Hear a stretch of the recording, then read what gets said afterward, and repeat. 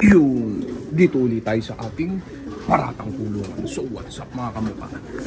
Ito yung mga jet fighter natin. Hindi tayo nakapag-upload kahapon. No? Merong tanong, yung tropa natin mahinang nila lang. Kung may dinadagdag ba daw tayo sa patuka natin na Racer Mix ni Wingmaster.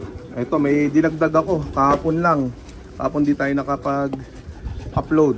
Ayan, pero kahapon nagdagdag na ako ng konting mani at konting sap. Ayan o. Ayan. Pero titignan pa natin kung may dadagdag pa tayo sa mga susunod na araw. Isang buwan mahigit na lang kasi training na. Kaya ito, kinalikot ko na yung patuka. Medyo onti kasi yung sap nung Racer Mix. Kaya dinagdagan ko ng onti. Yan litaw na yung sap. Tapos yung mani, meron din siyang mani. Onti lang din. Kaya nagdagdag ko. Ayan o. Medyo may onti na. Ayan ha. O, check natin. Mga 10% lang naman yung dinagdag ko. Ayan, pakinggan muna natin sila ng matinding chicha nila. Racer Mix Wingmaster na may dagdag na konting mani at konting sap. Tapos konting redstone. Ayan, grabe. Tanggalin muna natin itong magdamagan tubig nila. Ayan ang tanong ng tropa. Yun lang dinagdag ko. Ngayon lang ako nagdagdag. Kasi malapit na ipukol. Ito mga to, isang buwan at kalahati na lang. Isang buwan na nga lang ata. Yan, kasi magdo-November na. December, pukol na to. Isang buwan at isang linggo na lang. Second week December, pukol na to mga to. Tapos may tropang mahinang nila lang din na nagtatanong kung naglilipad ba daw ako ng inbreed. Yan. Hindi ako naglilipad ng inbreed, tropa. Puro outcross to mga to. Ang pananaw ko dyan sa breeding, magaling cross sa magaling lang. Ayan, kung sino yung mga dumudulo na ibon at nananalo, yun lang yung pinaparami ko na mga magkakapatid na buo. Tapos sinasalpak ko, binabangga ko sa kabilang side nung mga dumulot na nalo rin.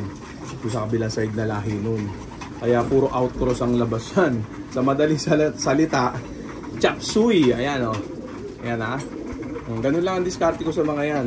Basta may natuklasan akong bagong blend na magaling, bangga sa kabilang blend na magaling. Yung inbreeding, ginagawa ko yan paminsan-minsan.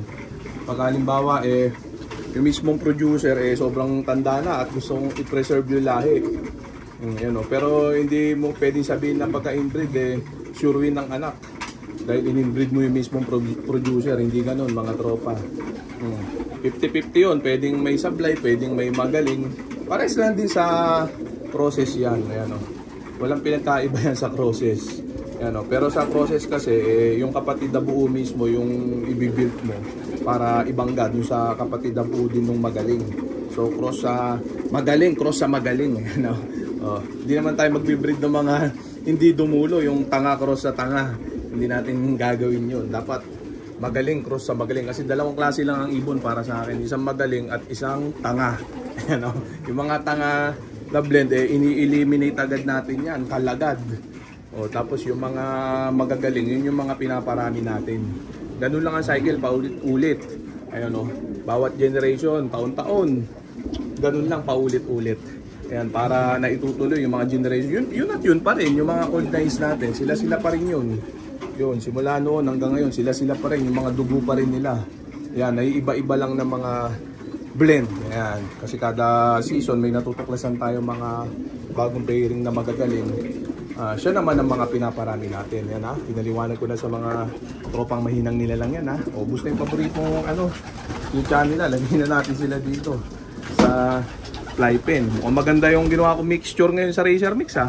Nagdagdag ako ng 10% sap at halos 10% na mani.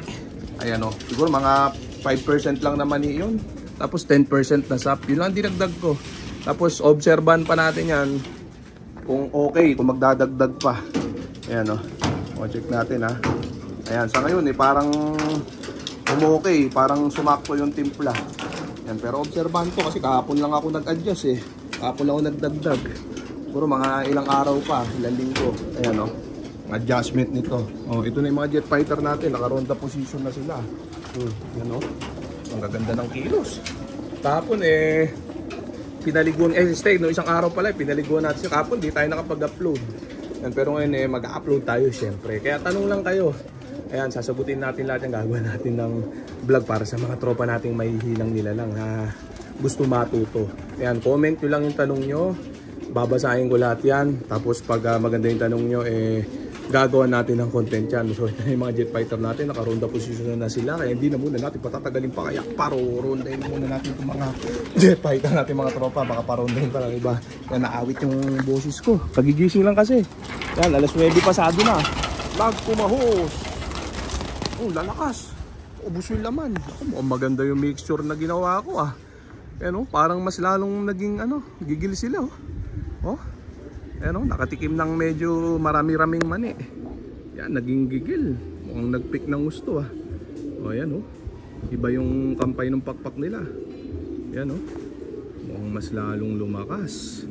Yan tapos mamaya patitikman ko na sila ng paunti-unting extra energy booster para masanay na yung katawan nila. Ihalo ko lang din sa tubig. Ayan konting konting B12, okay na yun, B-complex. Nag-raging agad hindi na umiikot Kung nakaraan umiikot-ikot pa. Ngayon rekto. Mukhang maganda yung ginawa natin Dinagdagan ko lang ng onting sap. Tapos onting mani, ayun andun na, ayun sa buka na kung matatandaan nyo, mga nakarang content natin, umiikot-ikot pa dito bago sumibat. Ayun na sila rumekta.